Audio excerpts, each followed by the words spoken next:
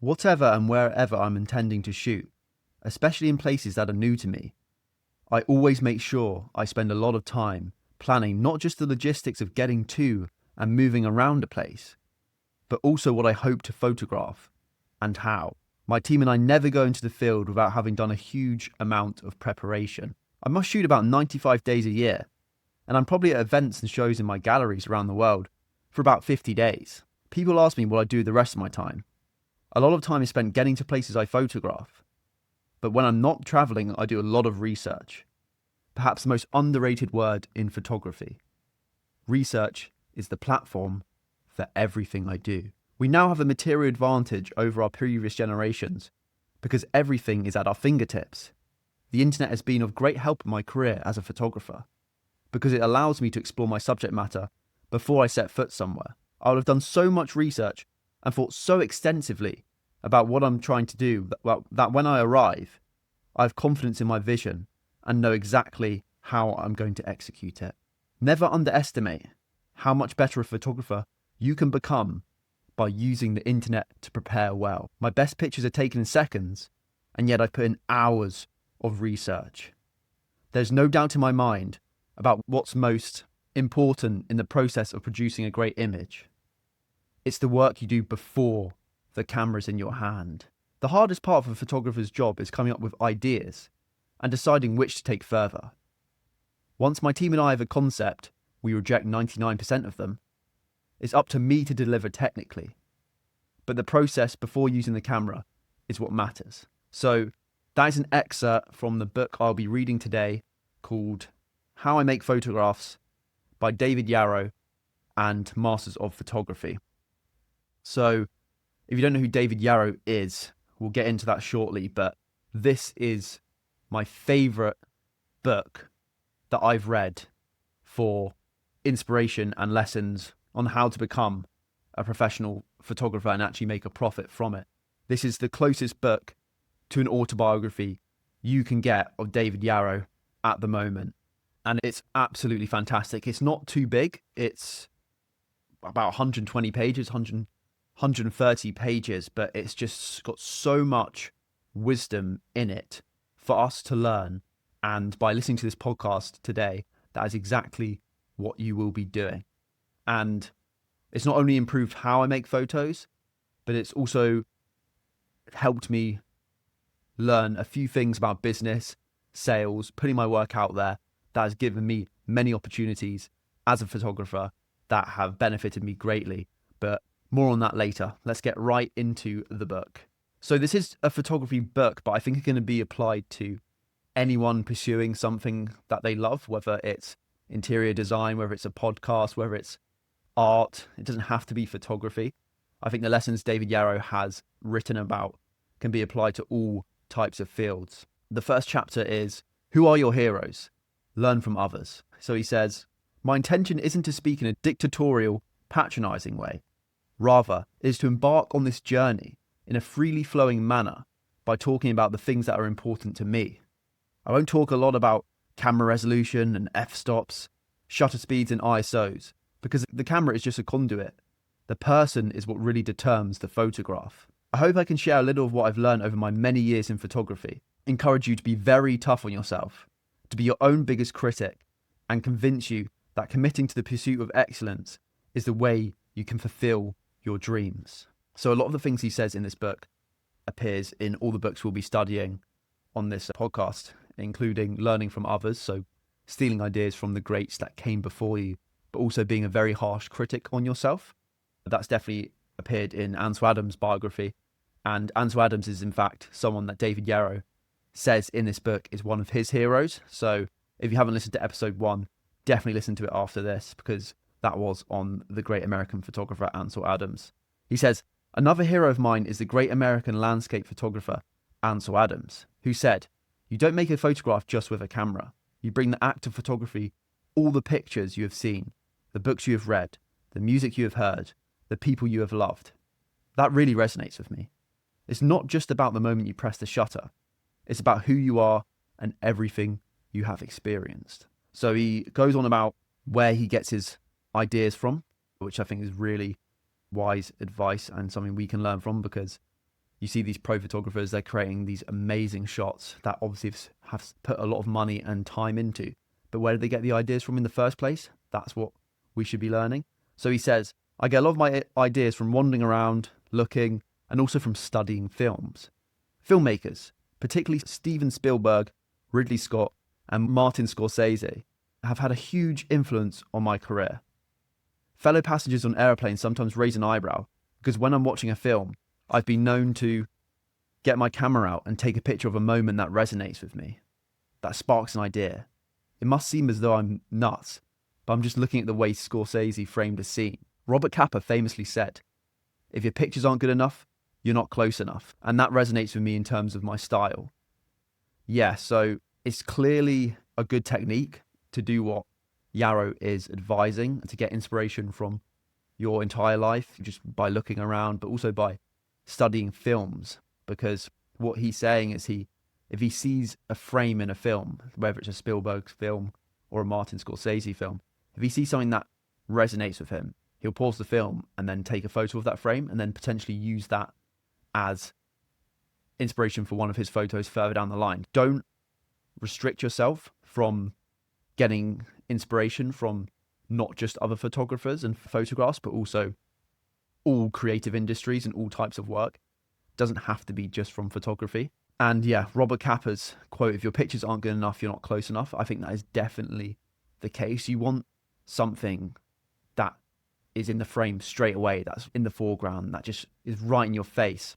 And if you've seen any of David Yarrow's photos, whether it's a portrait of a polar bear or penguins walking through South Georgia Island with the islands in the background, there's always something that grabs your attention straight away. There's not a lot of empty or useless kind of space between the subject and the foreground. And I think that's really important for photographers, because we need people to, if our photos are in a whole room of other photographers' images, we want ours to just naturally stand out and people to naturally look at ours. And I think having a close proximity between yourself and your camera and your subject is a great way of doing that. And it's definitely something David Yarrow advises us to do. So first lesson is learn from the greats, find inspiration from outliers that have come before us, because all the greats learn from the greats. That's a common thread amongst every single successful person. And when I was younger, I always used to think that they were just a genius or they were just born with it. But the more people I'm studying, and the more people hopefully you're studying as well by listening to this, the more we're going to see that they stole and copied and magpied ideas from different people. And that's human nature. Humans are mimetic creatures. We mimic other people and make their style or their blueprint our own by personalizing it to ourselves. But we have to have a blueprint to begin with.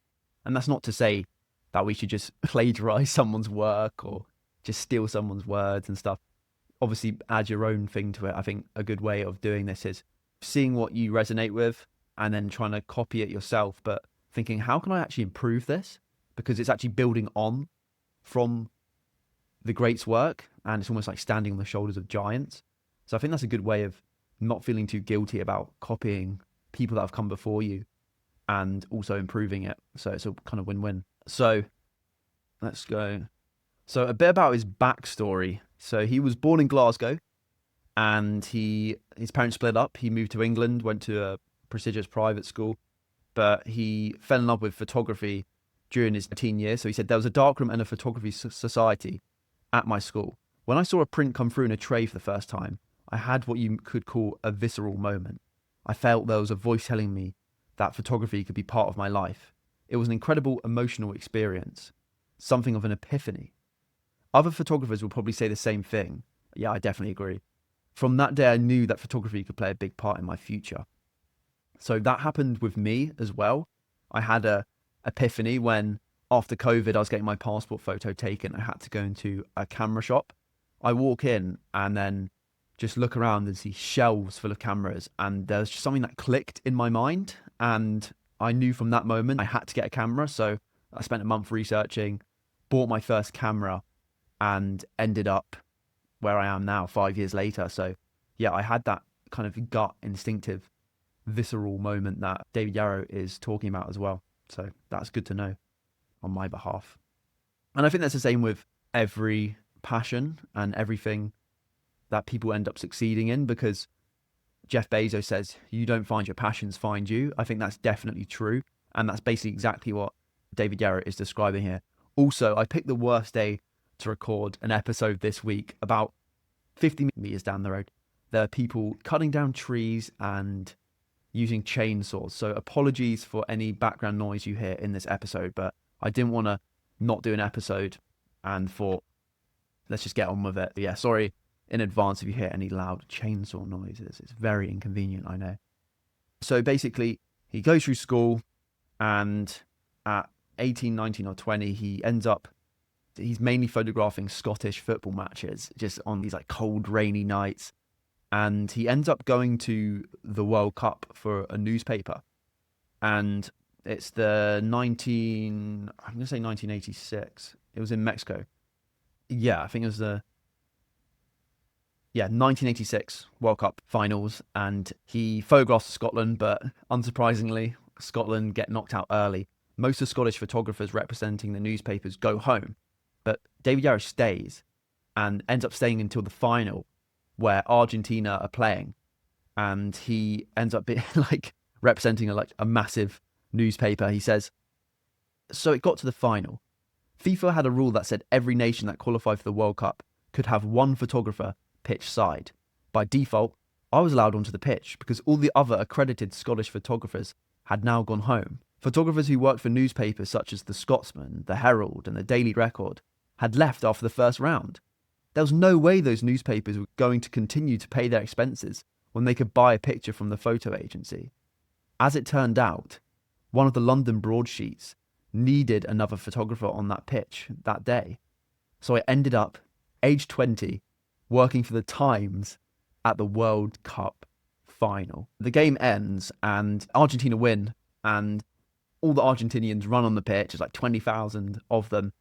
They lift up Maradona, one of the best footballers of all time, and he has a decisive moment. He knows he wants to get close up, but he has a 400mm lens and a 35mm lens, and he knew he could only take one, and it would have to be the wide angle lens because he wouldn't be nimble enough to weave through the crowd otherwise and get close enough to David Yarrow. Again, proximity is key.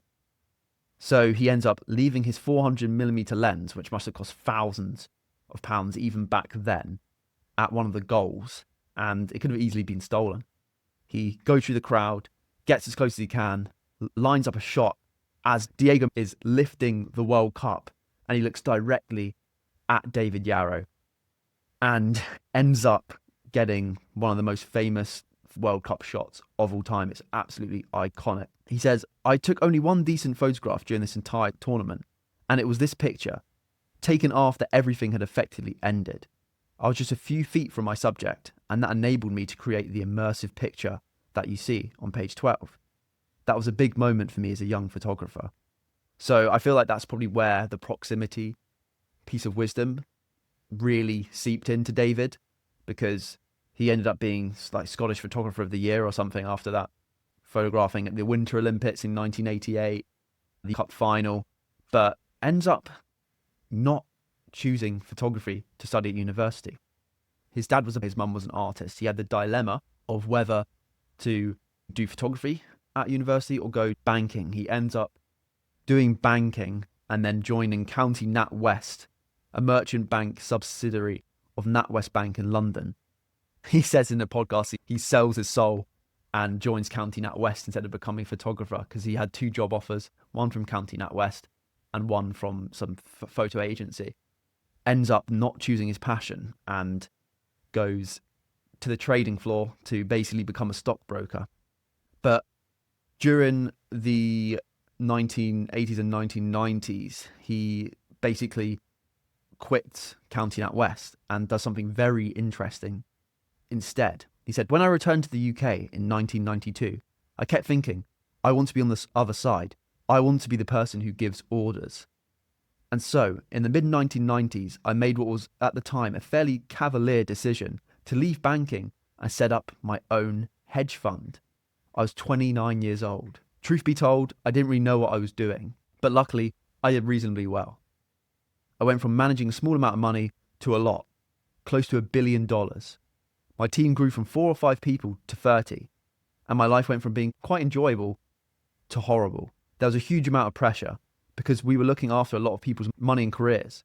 I was trying to be an investor and a manager, and away from work, I was striving to be a husband and a father. But I was young. Something had to give. Ultimately, it was my marriage that didn't survive. That was 2006. I had 2 small kids. It was very tough. A low moment in my life. 2 years later, the world I'd be operating in collapsed.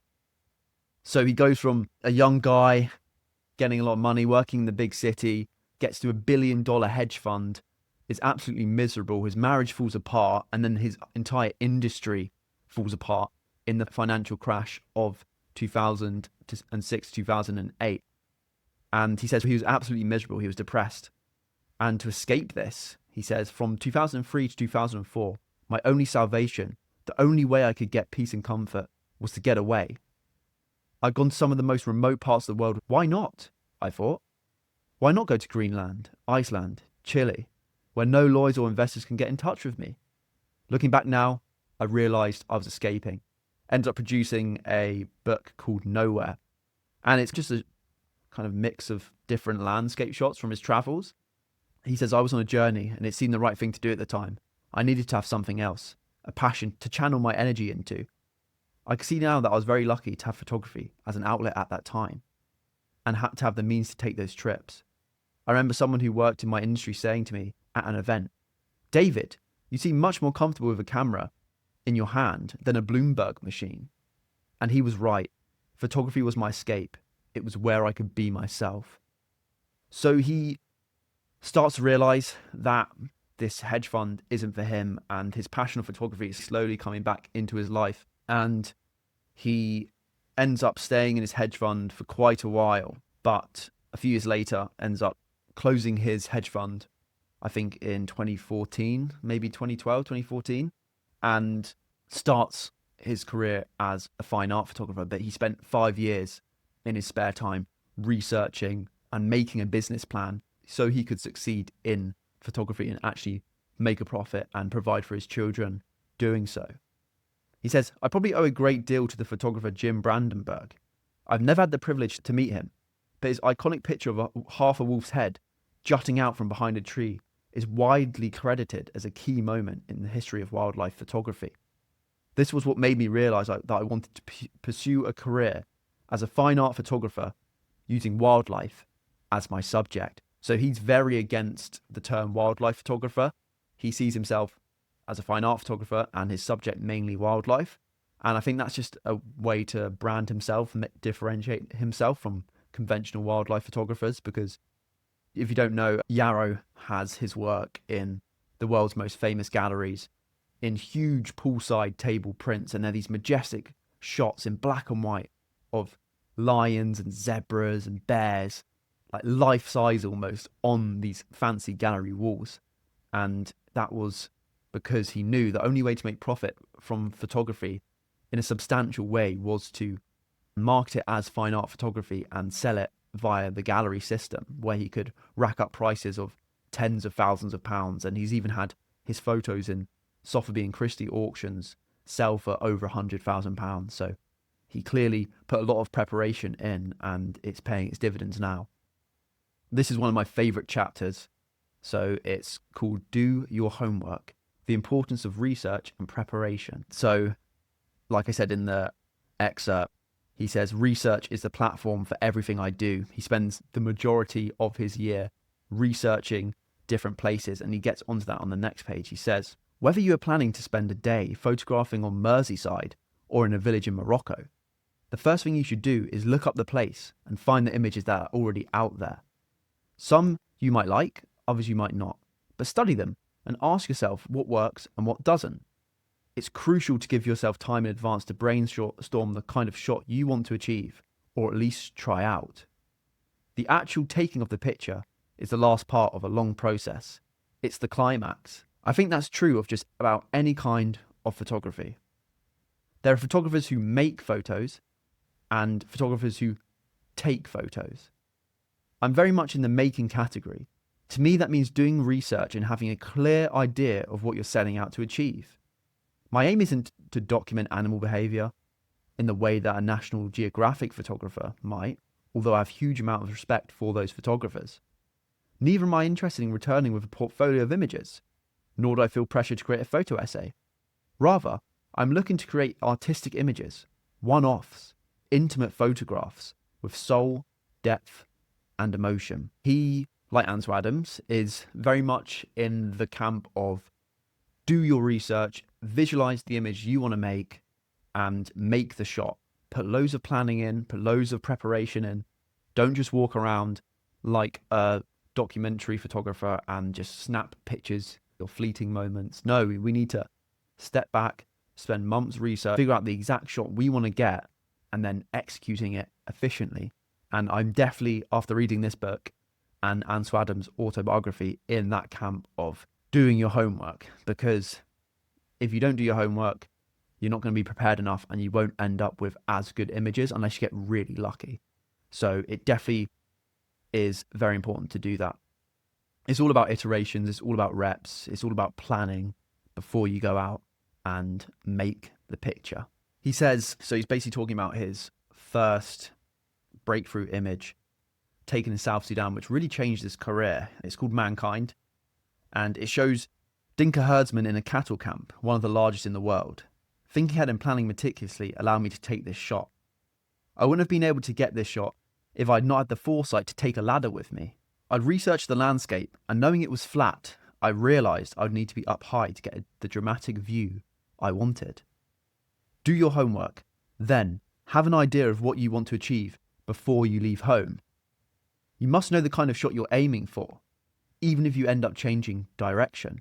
So a bit more about that Mankind shot. It's incredible. You need to search it up after listening to this podcast. But he knows this gallery dealer in the USA that if he ends up getting represented by this guy in Palm Beach, Florida, it will unlock him to the rest of the US market and really turn him into the branded fine art photographer he wanted to be. And he visited the gallery dealer about 5 times before he shows him the Mankind image. Going there and he says, oh no, sorry, no thanks, sorry but not sorry. I'm not going to represent you, your images aren't quite good enough. Yarrow doesn't give up. David Yarrow ends up going back 4 or 5 times, each time with a better photo, until he gets the Mankind image that is so famous today.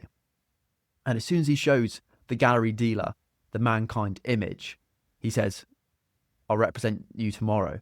So David could have just thought when he first got rejected, oh, I'm not going to be a photographer, I'm not going to make it, I'm a failure, blah, blah, blah. But no, he doesn't. He comes back 5 times until he got what he desired and what he thought would make him a successful fine art photographer. So all the greats that we'll be studying and we have studied all have this in common. They're persistent.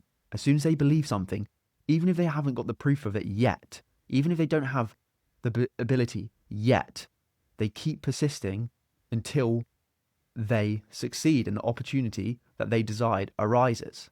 So he talks about composition, which he says is the lifeline of the image.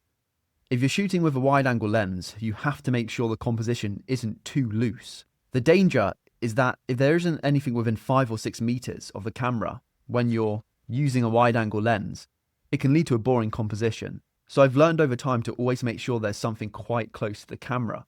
On this occasion, I used a horse rider to create foreground interest. Yeah, that's incredibly important. He also says he uses a prime lens whenever possible because they offer a fantastic resolution. I agree with that. They're just so much sharper than the zoom lenses. I'm using a 50mm right now, and ever since I got the 50mm lens, the image clarity I've had has been phenomenal. What David's saying is you want to get foreground interest straight away, but you also want to be close enough to your subject so it stands out and it's powerful. He said in a podcast that I listened to before doing this episode, he photographs animals like you would photograph people. You wouldn't photograph a beautiful model from 100 meters away with a 500mm lens. No, you would get closer and create an intimate shot. So that's his style of photography, and that's clearly what's worked for him. So this is really good. So it's about lighting and the style of light that David Yarrow uses in his images. You want the light to look interesting in a photograph, and the way to do that is to work against the sun, or maybe not directly into it, but 15 to 20 degrees either side of it. That's my default position. It just makes the pictures more interesting. That's really good advice that I have actually applied to my photography. So whenever I'm on a shoot now, I'm always trying to make sure that I'm making backlit images, but not directly backlit like he said, because there'll just be a massive blob in your image because the sun will just be directly into your camera. What he's saying is shoot with the sun either side.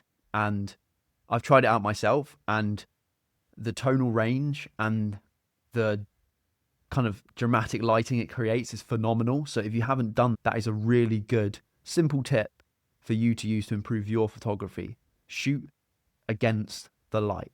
So the next chapter is capture a sense of place. Create images that tell a story.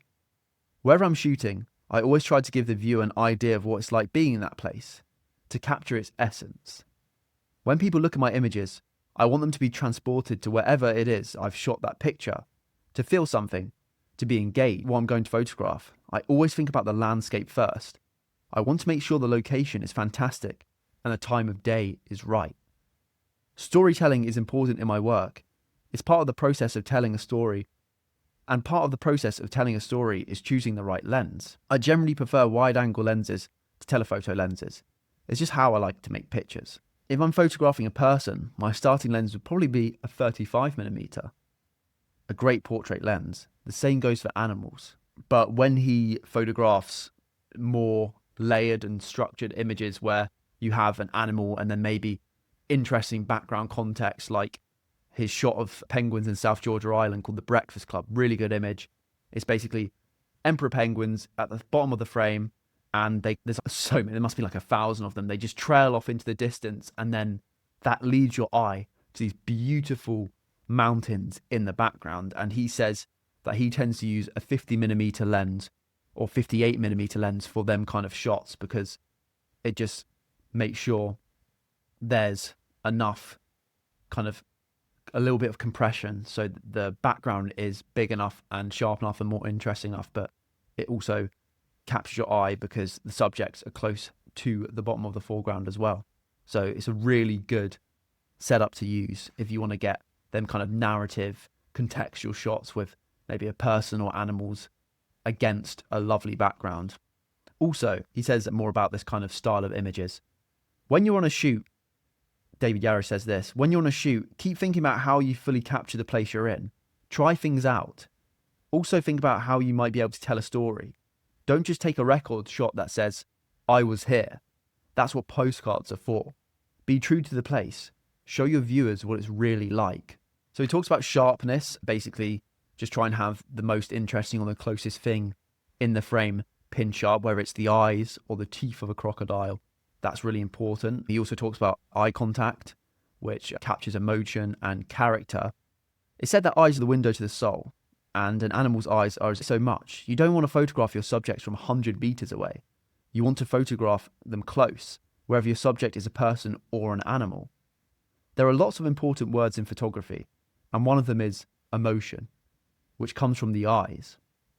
Again, David Yarrow is talking about proximity in between you and your subject. You have to get close up. You have to get the eyes sharp. That will make your images so much more powerful and so much more emotional.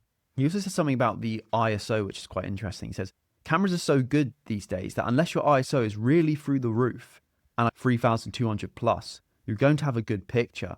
Don't worry too much about your ISO and let the aperture be the balancing feature. But don't be cavalier or sloppy about the shutter speed. Many pictures are ruined by the fact that the camera isn't quick enough for the subject. So David always opts for at least 1,000th of a second in his photography. And he doesn't care too much about the ISO, clearly, because new cameras nowadays are just so efficient at reducing noise. And then he just uses the aperture as the balancing feature. So when talking about photography composition, David Yarrow says, be wary of and avoid tension points at all costs. For me, a tension point is something that is of little or no importance in the photograph, something that jars or distracts. It grabs the eye, but for the wrong reason, so that the viewer's attention is drawn somewhere you didn't intend. You want the viewer to look where you direct, and their eye to be grabbed by the right things. Consequently, there's no room for something that shouldn't be in the composition. Rogue trees, perhaps, or half cut off subjects. Everything in the composition should be there for a reason. Yeah, so tension points are incredibly important things to avoid. Like he says, they can be rogue trees or they can be a shrub in the ground. Like, you can either remove them in post-production or more easily frame the shot so the tension point isn't actually there. It's not a problem. Just don't even get it in the frame in the first place. I remember watching a video of David Yarrow's where he was shooting something for Hugo Boss, actually. It was a big brand, and he collaborated with David Gandy, the model for this shoot. And he's on location somewhere in the UK in Devon, just doing preparation like we should all do as photographers. And he is planning the shot, and then he sees this bush and is, we might have to get the landowner to cut down the bush. It's going to create too much tension. So he's really a man of his words. You can clearly tell that tension points must be avoided at all costs, not just if you're David Yarrow, but if you want to be a professional photographer.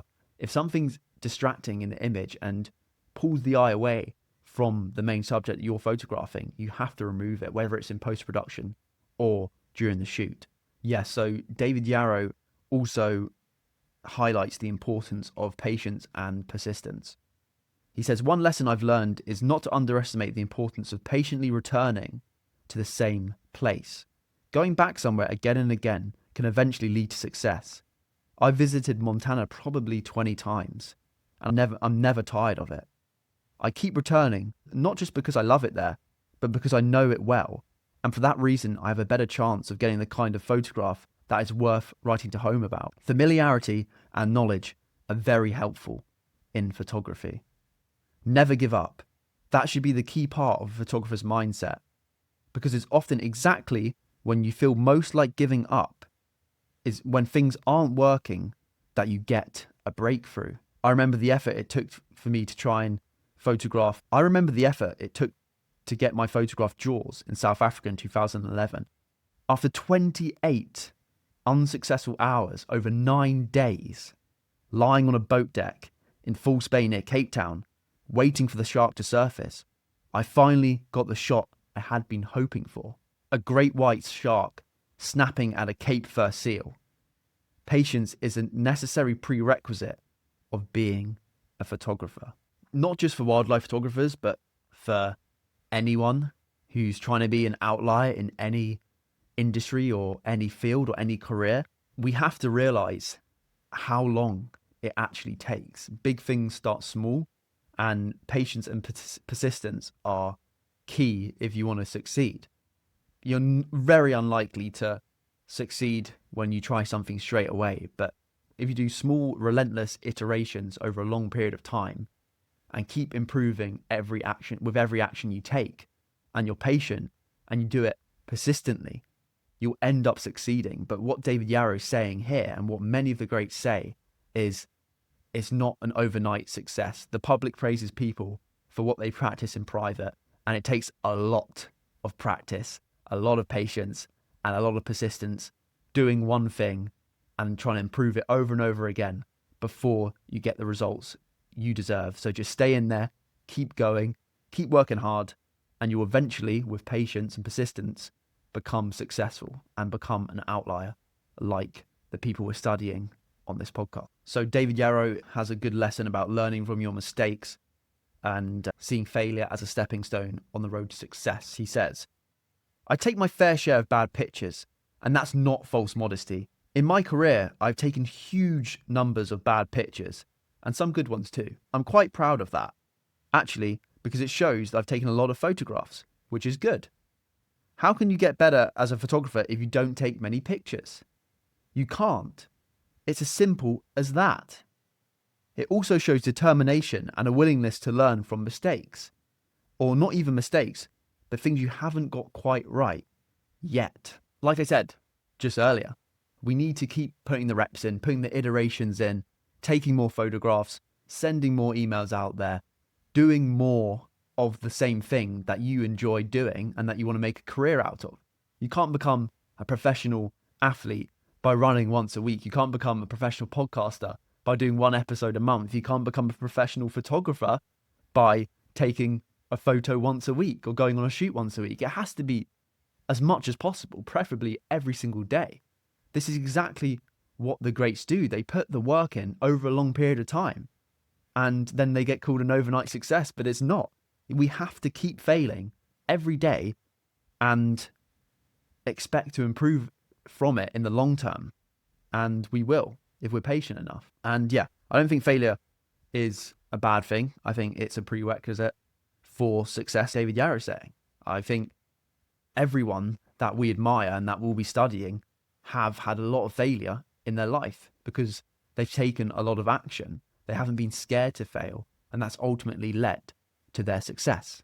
So David Yarrow says, be your own biggest critic. I don't let myself off the hook much. It's important to be tough on yourself, to be discerning about the pictures you make. Are you hard on yourself? Could you be more so in terms of the images you put out there? That toughness should manifest itself not just at the photography stage, but also in your edit. Let's set a really high bar in terms of what pictures the world needs to see. There are far too many images out there already for us to add mediocre ones. If you spend days doing the classic Inca trail towards Machu Picchu in Peru, are you really going to put all of the hundreds of images you took during that time on your website or Instagram? Is every one of those pictures really worth showing? I sincerely doubt it. A common mistake photographers make is to use their website or Instagram, the two places where most people encounter your work, as a kind of image dump. Don't throw everything you shoot up there. Choose only the strongest images. If I create 4 pictures in a year that I'm proud to show the world, I'm a happy man. I always ask myself whether a photograph is good enough, and you should too. The content must be really strong. I want to take pictures that grab people's attention and then hold it, and that is hard, but it's always my starting premise. So yeah, I've definitely fallen into the trap of doing this over the years from when I started, putting way too many pictures out there. What David Yarrow is saying here is put loads of preparation in, take some photos, take a lot of photos, but only choose the top 0.1%, because the top 0.1% are the ones worth showing. The 99% of images that you make are not worth showing. They're not worth putting on your Instagram. They're not worth showing to galleries or to your friends or family. Just show them your best work. And if you do that long enough, you will succeed as a photographer. That's exactly what David Yarrow is saying here, and is good advice to follow. So I'm getting to the end of the book now, and I think this is where David Yarrow's business wisdom really starts to shine through. He says, in my view, as important as taking pictures and making prints is the business side, getting your name out there and selling your work. If you are serious about making a living from photography, sooner or later, you'll have to engage in discussions about money. We live in an era when, whatever your creative skill, you must look at how you're going to monetize your art. When I decided to make photography my full-time job and print sales my principal source of income, it forced me to think carefully about how I could make it work. David Yarrow also goes on to say, before I got going in photography in a big way, maybe 10 years ago, I looked at all the aspects of the market and analysed every way it was possible to make photography work financially. I came to the conclusion that the only route to go down if I wanted to make proper money was fine art photography. If that is the route you choose, you'll need a strong brand because, as we all know, everyone's a photographer today, to one degree or another. Brand identity is at the heart of it. I work hard to make images that I hope are immediately recognizable as a David Yarrow photo. For me, for my brand, that means for the most part striking black and white images where my subject is pin sharp and it feels as though it's coming out of the frame. I hope viewers will be moved in some way by what they're looking at.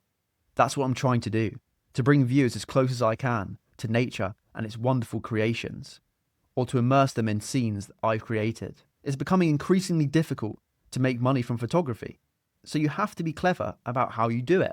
For me, that means selling limited edition prints on the art market. Crucial to making that work is making your work desirable, and that means making your images hard to get hold of. There's no point in creating a work of art and then printing 500 copies of it. That's a poster run. Normally, I do 2 editions of 12, and that's it. If someone calls up asking for a print and 24 copies have been sold, I have to say, sorry, you can't get it. That's the key to having pricing power, to making a print coveted, difficult to get hold of, limited, exclusive. Selling print successfully is all about provenance, quality, and integrity. It might sound vulgar, but I think everybody has to be a salesperson. It's about being able to engage with your audience.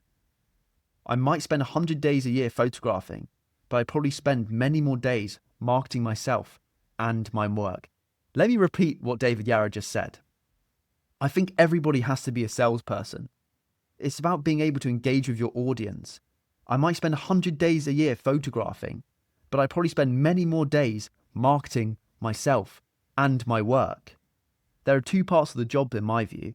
There's the creative side, which of course is a platform for everything, because without your art, you're nothing. But you have to get out and sell as well. Part of how I do that is by telling stories.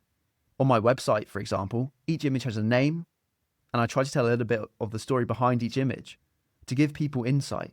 Keeping people informed via social media is a good approach too. So that is such good advice for any creative person. You have to have the creative side, but you also have to be a salesperson. This is repeated in Arnold Schwarzenegger's biography. Work like how and advertise. It's all about sales. Arnold wasn't just an actor. He wasn't just a bodybuilding champion. He saw himself as a businessman first. And what David Yarrow is saying is, if we want to make it as creative people in a competitive, huge industry that's only growing every single day, we have to stand out by making a brand and by showing our work to people and by selling it, whether that's making a podcast like this or posting it on Instagram or creating a newsletter or showing it to galleries or just having incredibly high standards for what you actually show to the world. It's all about selling your work and showing it to the right people, because without that side, without the business side, you're just a hobbyist. And it's as simple as that. And it's just so good to hear coming from one of the best-selling photographers of our era, David Yarrow. And it's something we definitely need to follow as creative people, trying to do what we love, which is creating work. He says as well, reach is a very important word for photographic sales. How big is your reach? You need partners to help extend it.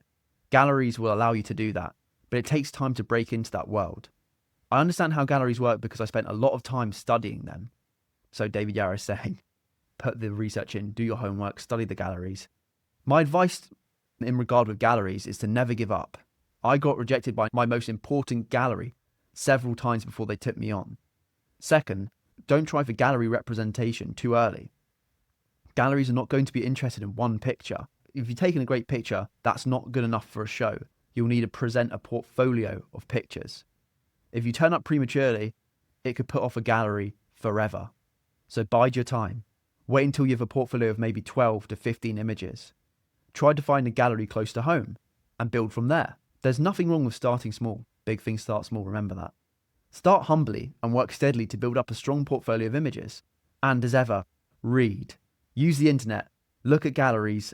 Look at every gallery artist relationship you can find. So that is literally reinforcing what we're doing now by reading this book and listening to this podcast. Researching the greats who came before us. Read. Using the internet. We need to keep doing that. And not shoot our shot too early. Make sure we have a high quality portfolio before going to galleries. But from David Yarrow's experience, the fine art gallery market is the best one to go down. And this is the last page, and he says, I hope you've enjoyed this book. Thank you for joining me on this journey. If I were to leave with a few final points, they would be these. Don't be afraid to get yourself and your camera dirty. Get stuck in. Put in the work and the time. Be true to your vision. Be relentless in your pursuit of excellence. Learn from your mistakes and be your own boss. Most importantly, enjoy the journey. Your passion and determination will see you through. I wish you all the best with your photography.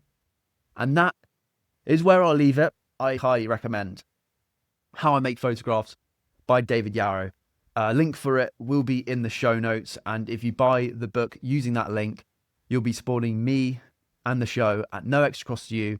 And you'll be getting an absolute Bible for photographers, and probably the best book I've read so far, and the one that's had the most impact on my photography and on my business. So yeah, go buy the book, and I will see you next week. Oh, also, just to leave you with one more thing.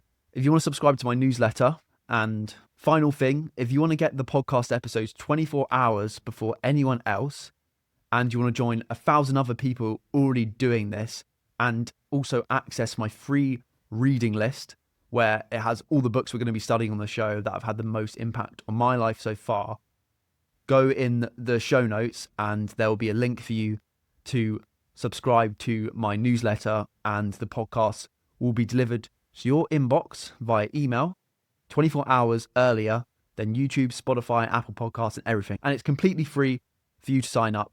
So if you want to do that, go check out the link in the description, and I'll see you next time.